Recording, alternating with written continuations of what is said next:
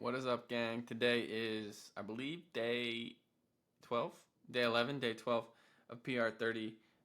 And today we are going to talk about the famous statement by Socrates to live the examined life. When we talked about Plato's Apology a few days ago, it's the source where Socrates is noted to have said a phrase like the unexamined life is not worth living comes from the Apology, and it's when, as we talked about in that video, Socrates is giving a defense of himself and of philosophy in trying to remind Athens that they are doing themselves a favor when they are asking themselves the hard questions about life, about what it means to live a good life. And Socrates' whole purpose, as we talked about in the Apology, is, he says, if I do nothing but go about trying to persuade you all to care more about matters of the soul than matters of the earth, meaning like what you're going to eat or what you're going to wear, or clothes or your status.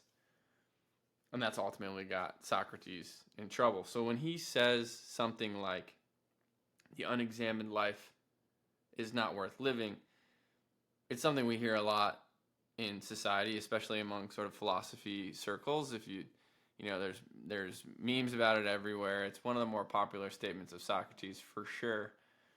We've definitely gotten to the point in history in our age, with social media and other things contributing to this, but I think ours, to a certain extent, is an age of overthinking.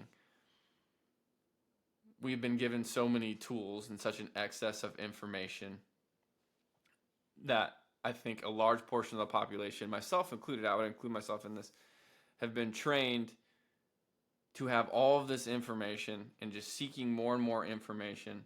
And that piece of us, the action side of us, has atrophied. There's a reason that Jung had this triad of insight, action, endurance as something like the recipe for the blossoming of the soul. But the modern man seems to be stuck in the insight piece of that cycle and never moves through the action. And even if they do get to action, they slip back into insight again before they ever get to apply endurance. And this idea of living an examined life, that sort of focuses on the insight phase. I'm not going to talk about the action and endurance phases. I will say that Jung's triad is why I chose to, in my third book, why I chose to break it into 3 sections: insight, action, and endurance. Part of the reason I'm talking about living the examined life now is because it's one of the subsections underneath insight. I have insight, and then I have 3 insights. I have insight on reality, insight on self, and insight on flourishing. The part of my book I'm at right now in the editing process is in the insights on self. The third in that subsection is this idea of living the examined life. And so as I'm in the process of editing it, I figured I would try to come on here and attempt to articulate what exactly I'm trying to say, the case I'm trying to make when it comes to living the examined life. Understanding that it is possible to over-examine your life. So that is a caveat on a qualification that needs to be said on the front end, because there does come a point when you need action, when you need to take action. Insight can only take you so far. That said, it doesn't diminish or take away from the value of those insights. So what does Socrates mean when he's saying, live the examined life? I think it's something like this. A call to live an examined life is a call fundamentally for you to take back agency over your own life and make sure that you are the one making the decisions for the direction and trajectory of what you are doing on a day-to-day basis. Why wouldn't you be doing that, you ask? Well, if we think about it, all of us in our own experience, we get conditioned by our teachers, our preachers, our parents. Society in general conditions us in the first 6 to 10, maybe even longer, years of our life.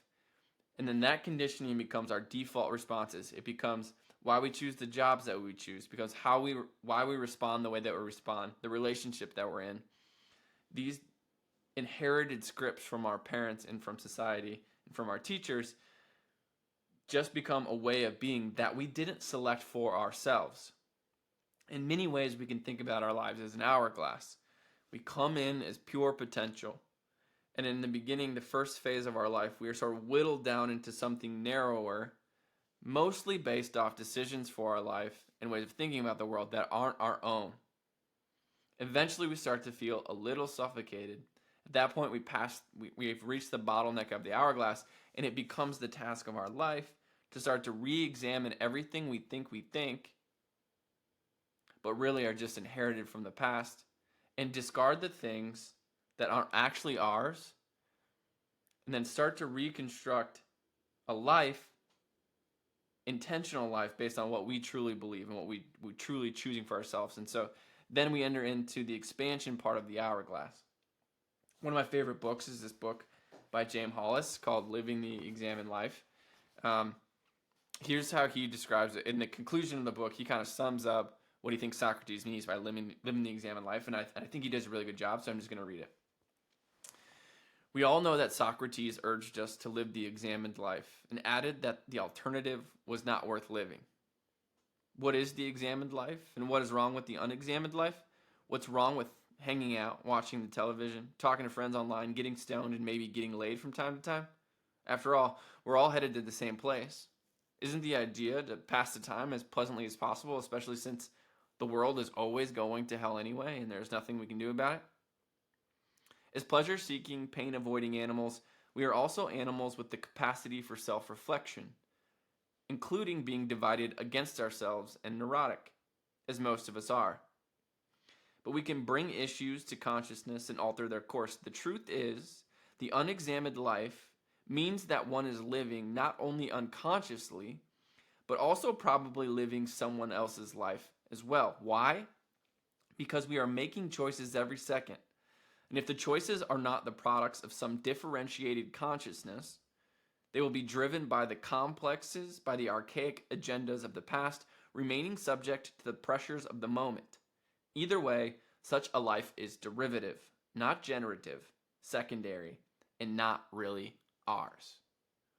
So that is why Socrates says the unexamined life is not worth living, because it is not really our life at all. There is no agency there. We are puppets whose strings are being pulled and manipulated by forces that we don't fully understand and comprehend.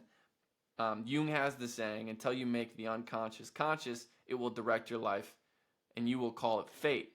The idea being that until you sort of participate in this act of trying to examine your life and trying to become aware of the motivations and influences that cause you to do the things you do, everything, all of your decisions will be made by something other than your own reasoned choice, which means they're not your decisions totally and entirely, which means your life is not yours totally and entirely.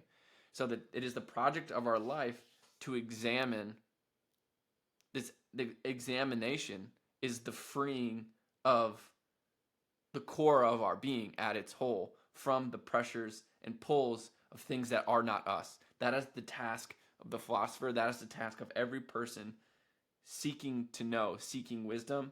And that is why Socrates says the unexamined life is not worth living. That's enough for today. I hope you enjoyed it. Until next time, peace.